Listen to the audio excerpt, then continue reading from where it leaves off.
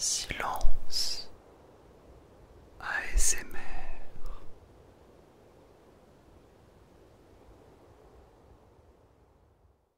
Eh bien, bonsoir à tous. Bonsoir à toutes. J'espère que vous allez merveilleusement bien, que vous êtes confortablement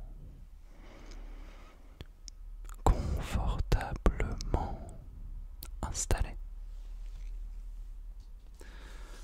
avec pourquoi pas une petite tisane pour vous détendre. Et aujourd'hui, j'avais envie de discuter un petit peu avec vous du syndrome, du trouble de TDAH et de faire un petit test ensemble afin de voir si, au fur et à mesure de ce que je vous apprends, eh bien, on peut dire de vous que vous êtes TDAH. Mais vous allez voir que c'est un trouble bien plus complexe qu'il n'y paraît. Et donc, on va faire aussi un petit peu de la prévention afin de ne pas trop tomber dans le panneau et s'auto-étiqueter un petit peu trop vite TDAH. Si c'est bon pour vous, si vous êtes détendu,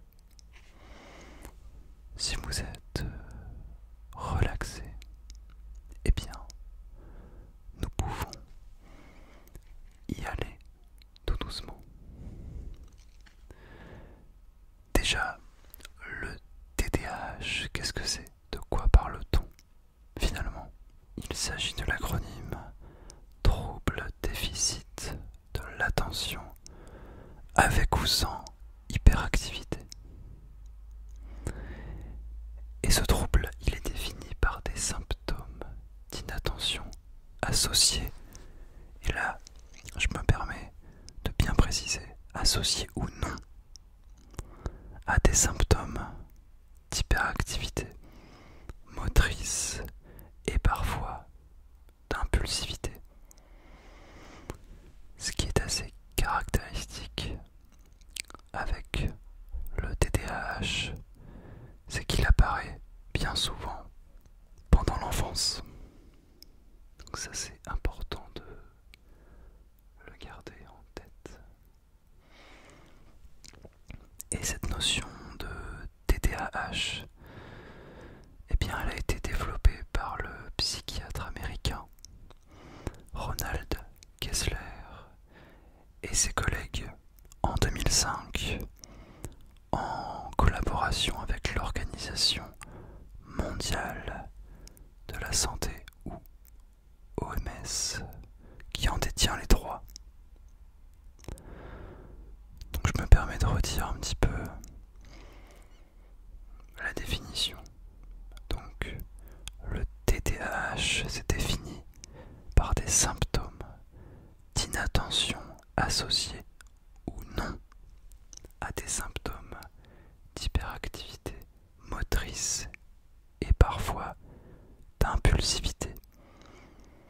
Il apparaît pendant l'enfance. Alors maintenant, si on veut être un peu plus précis et savoir si on est vraiment TDAH, il convient de faire le tour des symptômes. Et vous allez voir que ce n'est pas aussi simple que ça en a l'air. Donc déjà, le TDAH, la personne atteinte de ce trouble, eh bien, il faut savoir que ça se manifeste de diverses manières selon les cas. Il n'y a pas une façon unique de reconnaître ce trouble. J'allais dire maladie, mais je sais pas si médicalement parlant c'est correct de dire ça. Donc voilà, les symptômes vont tout le temps varier d'une personne à l'autre. La plupart d'ailleurs des manuels qui traitent de ce sujet parlent de 18 symptômes. Et ces 18 symptômes sont répartis dans 2 à 3 grandes catégories. Donc vous avez en 1 les symptômes d'inattention, en 2 les symptômes d'impulsivité et en 3 les symptômes d'hyperactivité.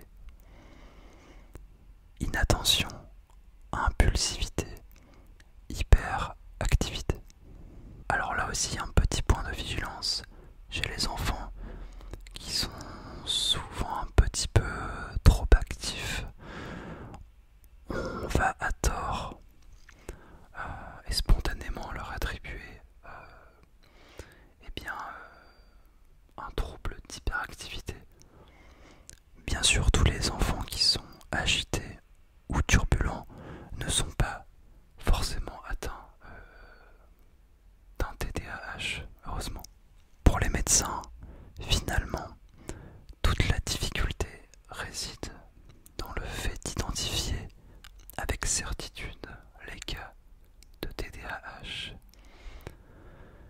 Puisque, en effet, pour le reconnaître, pour le diagnostiquer, il s'agit uniquement d'un diagnostic clinique et aucun examen complémentaire n'est requis.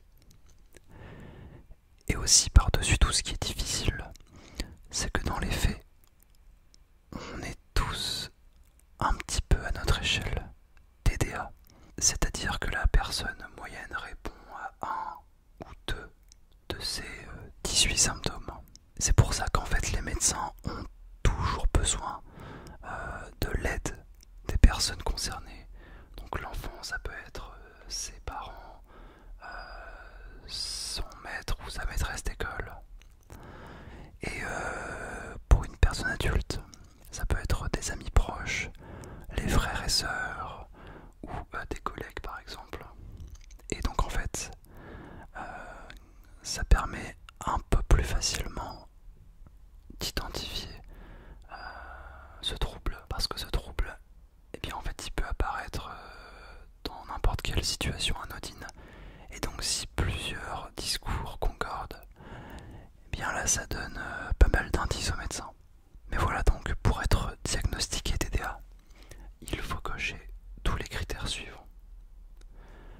Avoir au moins 6 des 18 symptômes depuis plus de 6 mois. Observer avant l'âge de 12 ans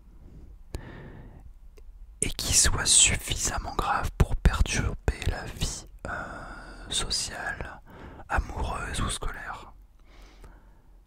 Donc je répète, il faut avoir au moins 6 symptômes depuis plus de 6 mois, observés avant l'âge de 12 ans, et suffisamment grave pour perturber la vie sociale, amoureuse, scolaire, etc. D'ailleurs, je vous renvoie à la vidéo de Léo Duff qui exprime très clairement les symptômes, qui est très clair à ce sujet. Donc je vous mettrai sa vidéo en lien dans la barre d'infos. Et d'ailleurs dans sa vidéo, il fait un petit disclaimer sur toute cette tendance de TDAH qu'on voit passer sur TikTok par exemple, où tout le monde en fait s'auto-diagnostique TDA ou TDAH sans réelles empreintes scientifiques, sans diagnostic sans même avoir consulté de médecin. Il y a beaucoup de télé-rendez-vous qui sont faits, notamment avec des médecins en ligne, en une demi-heure, et beaucoup de gens sur TikTok parlent de ce phénomène, surtout aux États-Unis. Sauf qu'en fait, un rendez-vous de 30 minutes, surtout avec quelqu'un à distance, c'est largement suffisant pour pouvoir diagnostiquer ce trouble, d'autant plus que, comme je l'ai dit, on a pratiquement tout le temps besoin du témoignage de l'entourage. Donc faites gaffe à TikTok. Faites gaffe à TikTok, à ce que les gens vous racontent sur TikTok.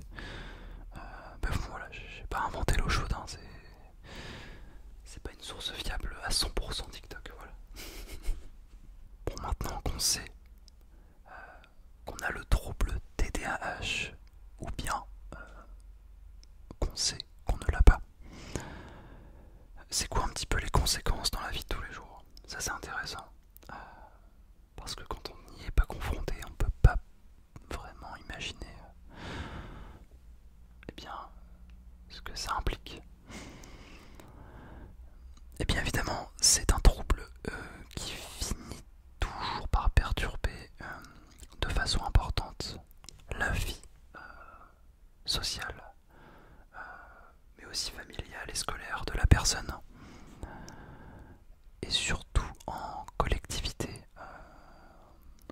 Là aussi, c'est un point qui concerne surtout l'enfant, qui va se sentir très vite débordé, il va désobéir, devenir brusque, voire colérique.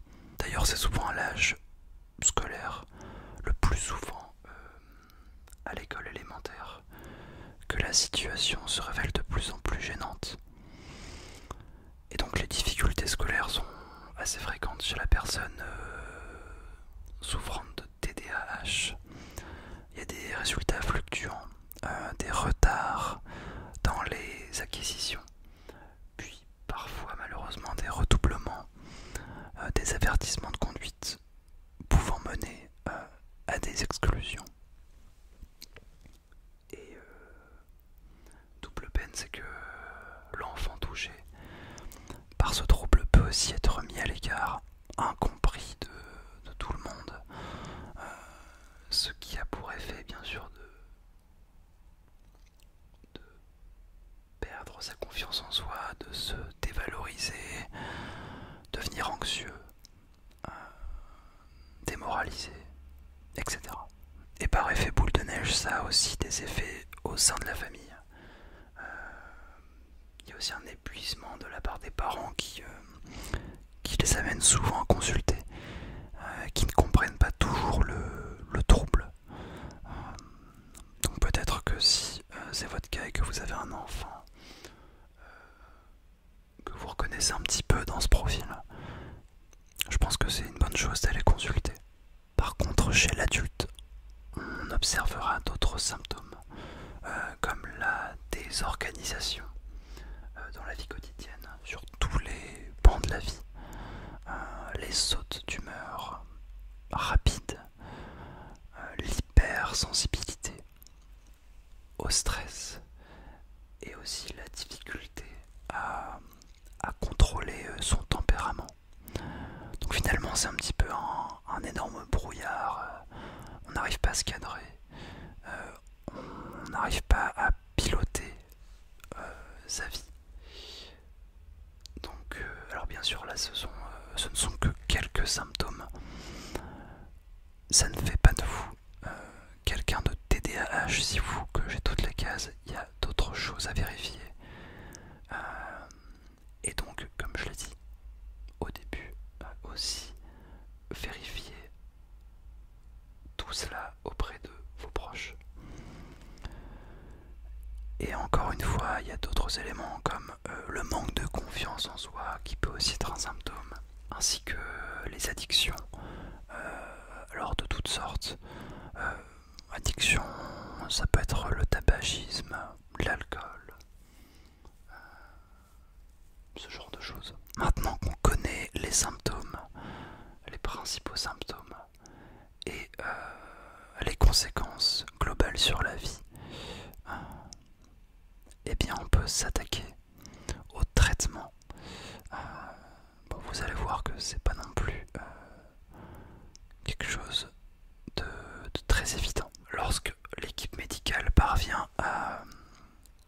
diagnostiquer effectivement une personne comme étant TDAH, eh bien, on vient mettre en place d'abord un traitement non médicamenteux. Ça peut être par exemple de la psychothérapie, aller consulter un psychologue ou un psychiatre. Ça peut être aussi de la rééducation et la guidance des parents si on est sur un enfant. Et si tout ça reste insuffisant, il y a souvent un médicament psychostimulant qui peut être prescrit par le médecin traitant dans certains cas. Mais voilà, c'est quelque chose, c'est un trouble en tout cas qui se traite bien de nos jours. Donc si vous êtes atteint de TDAH, il n'y a pas de problème en soi. Le vrai danger, le réel danger, ce sont toutes ces modes qui sortent sur les réseaux, et qui racontent à tout va que une personne sur 3 limite est TDAH, alors qu'en fait c'est un vrai trouble à prendre au sérieux. Bon, c'est surtout un phénomène qu'on voit aux États-Unis. Hein. J'en ai pas encore vu beaucoup en France, mais en fait ça génère des complexes du coup chez les gens. Et voilà, venir s'auto-diagnostiquer comme ça, enfin, ça n'a pas vraiment de sens. À la limite, si vous voulez une vraie réponse, autant aller en parler à votre médecin directement, plutôt que vous documenter sur TikTok. Après voilà, c'est un petit peu le réflexe de la nouvelle génération, j'ai l'impression. Je parle comme si j'avais 48 ans. Non mais enfin tu vois, moi je sais que j'ai pas ce réflexe là, mais beaucoup de gens vont se rendre naturellement sur TikTok pour obtenir des infos. Bon, j'ai envie de te dire à la limite Wikipédia c'est plus c'est plus utile quoi. Enfin bref, j'espère que en tout cas cette vidéo t'aura plu. N'hésite pas à me dire en commentaire si ça t'a intéressé, si tu aimerais que je fasse un petit peu plus de vidéos comme ça où on fait des sortes de tests. D'autant que là c'est un sujet qui je trouve est d'intérêt public, très intéressant. Enfin, encore une fois, je t'invite à aller regarder la vidéo de Léo Duff à ce sujet et qui en parle aussi très bien.